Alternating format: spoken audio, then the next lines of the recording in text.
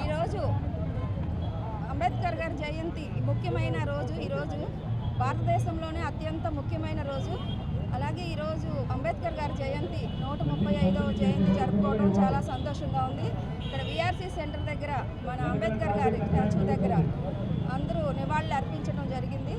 అదేవిధంగా అంబేద్కర్ గారి రచించిన రాజ్యాంగం ప్రకారం ఈరోజు నేను నెల్లూరు నగరపాలక సంస్థలో అత్యున్నతమైన మేయర్గా ఉన్నానంటే అది రాజ్యాంగం రచించిన అంబేద్కర్ గారు రచించిన రాజ్యాంగం ద్వారానే.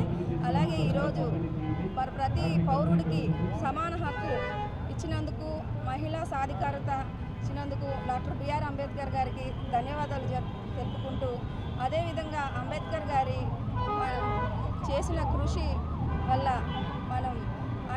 మనందరం కలిసి ఆయన ఆశయాలను ముందుకు తీసుకెళ్దామని ఈ సందర్భంగా కోరుకుంటున్నాం. జై భీమ్.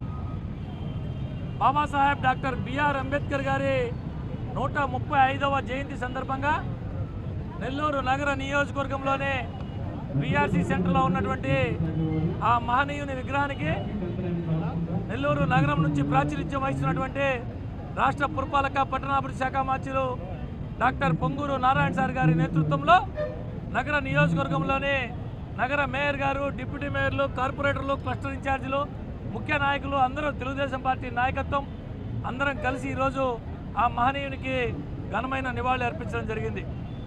ఏదైతే అంబేద్కర్ గారి ఆశయాలు ఉన్నాయో, ఆయన ఆలోచనలు ఉన్నాయో, దానికి అన్ని రకాలుగా ఈ కూటమి ప్రభుత్వం చంద్రబాబు గారి నాయకత్వంలో, నెల్లూరులో నారాయణ సార్ గారి నాయకత్వంలో, నేతృత్వంలో ముందుకు పోతూ ఉన్నాం.